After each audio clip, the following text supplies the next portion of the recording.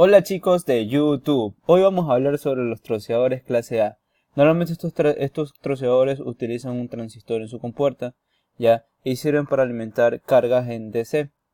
Como por ejemplo, en este caso vamos a ver cómo opera con un motor DC, ya, en la cual vamos a tener RL y una FEM inducida simulada que vamos a ver ahorita.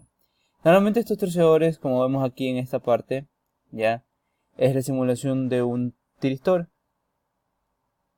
Estos tiristores ya cuentan con una señal que, si vemos, va a estar un tiempo prendido por un periodo, ya, en el cual el tiempo de prendido va a ser de 1.25 milisegundos y el periodo de 2.5 milisegundos.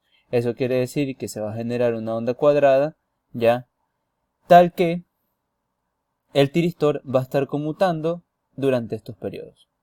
¿Qué pasa cuando el tiristor empiece a conmutar?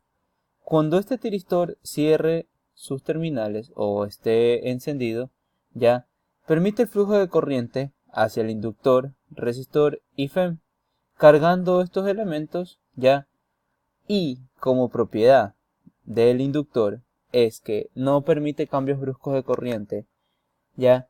¿Qué va a pasar cuando este tiristor se cierre?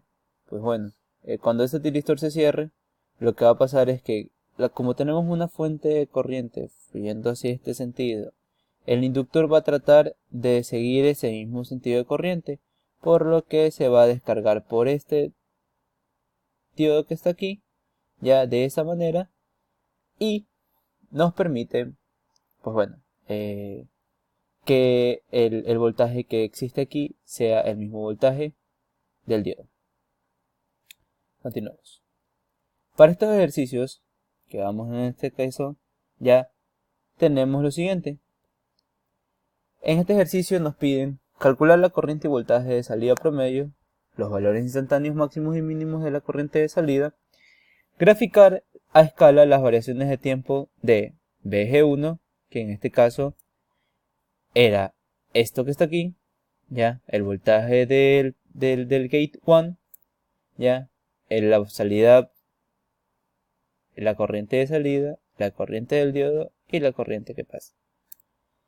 Entonces, bueno, pues, como sabemos, ya, si la corriente es continua o discontinua, ya, primero tenemos que determinar estos parámetros que están aquí. Entonces, sabemos que la pendiente, ya, sabemos que va a ser la voltaje que vimos en la fuente, ya, sobre el voltaje de la fuente que suministra todo el voltaje.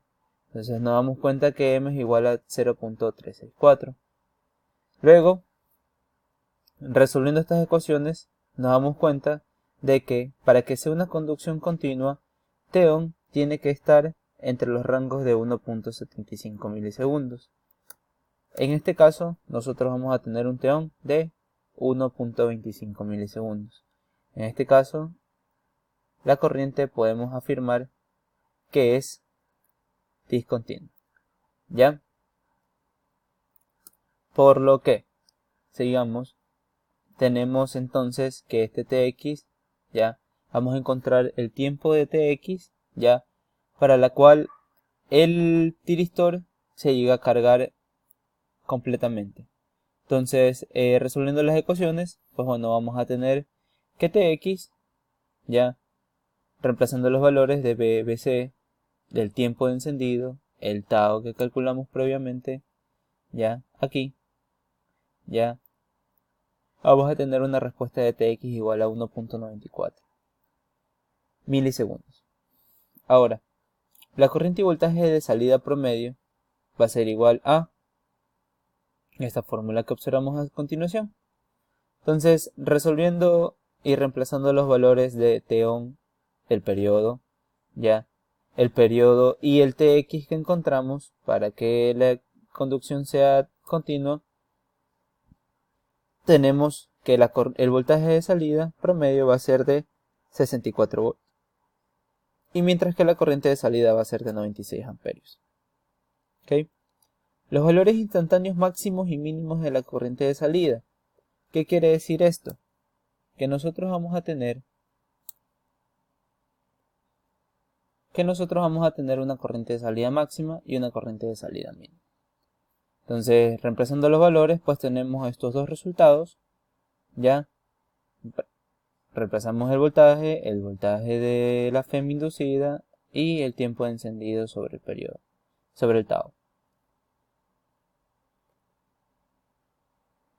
Luego, si vemos las gráficas en un simulador SPICE, ya vamos a ver lo siguiente.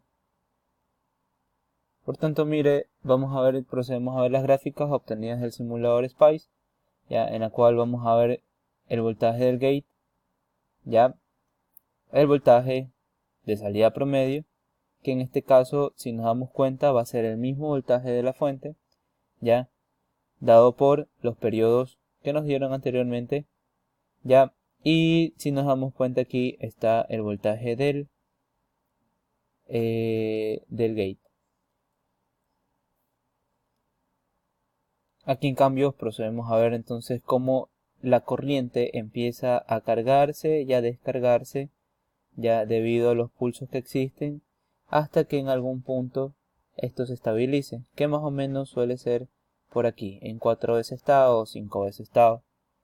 Ya vemos que la corriente del diodo, lo mismo, va a crecer dependiendo de la corriente que fluye por el inductor, y a su vez vemos que la corriente de la carga va a ser de esta manera, casi del mismo pulso cuadrado que obtenemos en las gráficas anteriores, ya como vemos en este caso que está aquí, este pulso cuadrado.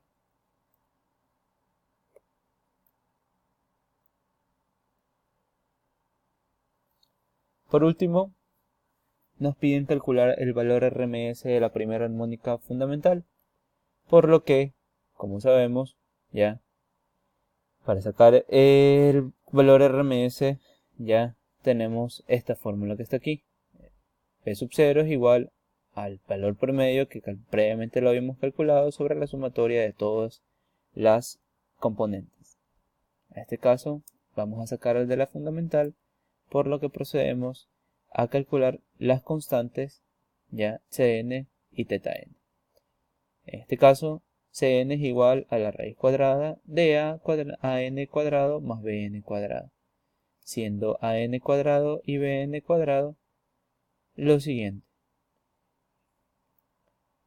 Por tanto, como nos piden de la fundamental, A1, reemplazando n por 1, es igual a lo que vemos a continuación.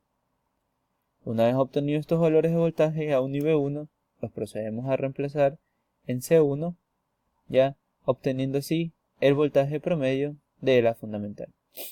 Y la corriente promedio por default, que es igual a esto que está aquí. Muchas gracias.